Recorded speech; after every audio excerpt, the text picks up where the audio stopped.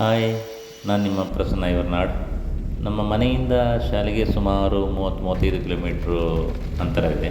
So ಇದು ನಾನು ಹೋಗ್ತಿರುವ ದಾರಿ ಮಳೆ, ಬಿಸಿಲು, ಗಾಳಿ ಇತ್ಯಾದಿಗಳಿಂದ ಕೂಡಿದ ಈ ರಸ್ತೆ ತುಂಬ ಸುಂದರವಾದ ರಸ್ತೆ, ಹಸಿರಿನ ಮಧ್ಯೆ ಇದೆ.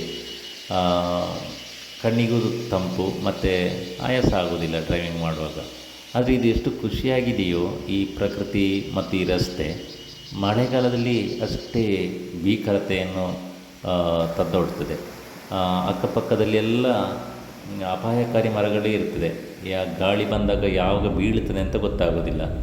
ಆಮೇಲೆ ಭೂಕುಸಿತ ಇತ್ತೀಚೆಗೆ ಅದೊಂದು ಕಾಮನ್ ಆಗಿ ಹೋಗಿದೆ, ಎಲ್ಲ ಕಡೆ ಭೂಕುಸಿಯುವುದು. ಅದಕ್ಕೂ ಕಾರಣ ನಾವೇ ಅವೈಜ್ಞಾನಿಕವಾಗಿ ಏನು ಭೂಮಿಯನ್ನು ಅಗೆದಿರ್ತೀವಿ. ನೋಡಿ, ಈಗ ನಾನು ಹೋಗ್ತಾ ಇರುವಾಗಲೇ ಸಡನ್ನಾಗಿ ಒಂದು ಮರ ಬಿದ್ದು ಬಿಟ್ಟಿದೆ. ಅದು ವಿದ್ಯುತ್ ಕಂಬಿಗಳೆಲ್ಲ ಹೋಗಿದೆ. ಕಿಲೋಮೀಟ್ರ್ ಗಟ್ಟಲೆ ನೋಡಿ ಬ್ಲಾಕ್ ಆಗಿದೆ. ನಮ್ಮ ಸ್ಕೂಲ್ ವ್ಯಾನ್ ಕೂಡ ಸಿಕ್ಕಾಕೊಂಡಿದೆ. ಈ ಥರ ಸಡನ್ನಾಗಿ ಅಪಾಯಗಳೆಲ್ಲ ಎದುರಾಗ್ತದೆ ನಮ್ಮ ಏರಿಯಾದಲ್ಲೆಲ್ಲ. ಸೊ ನಾವು ಕೂತ್ಕೊಂಡು DC ಬೈತೇವೆ ರಜೆ ಕೊಡುವಾಗ, ಮಳೆ ಇಲ್ಲ ಹಾಗೆ ಹೀಗಿಲ್ಲ ಅಂತ. ಮನೆ ಒಳಗೆ ಕೂತ್ಕೊಂಡವ್ರಿಗೆ ಅದರ ಭೀಕರತೆ ಗೊತ್ತಾಗೋದಿಲ್ಲ. ನೋಡಿ, ಈ ಧರೆಗಳೆಲ್ಲ ಇದು ಖಂಡಿತ ಜರಿದು ಬೀಳ್ತದೆ. ನಮ್ಮ ಇಲ್ಲಿ ಶಿರೂರಲ್ಲೆಲ್ಲ ಆಯ್ತಲ್ಲ, ಅದೇ ಅಪಾಯಗಳು ಖಂಡಿತ ಇಲ್ಲಿ ಆಗ್ತದೆ. ಯಾಕಂದರೆ ಅದಕ್ಕೆ ನಾವೇ ಕಾರಣರು. ಸೊ ಸಾಧ್ಯವಾದಷ್ಟು ನಾವು ಜಾಗೃತಿಯಿಂದ ಪ್ರಯಾಣ ಮಾಡಬೇಕು.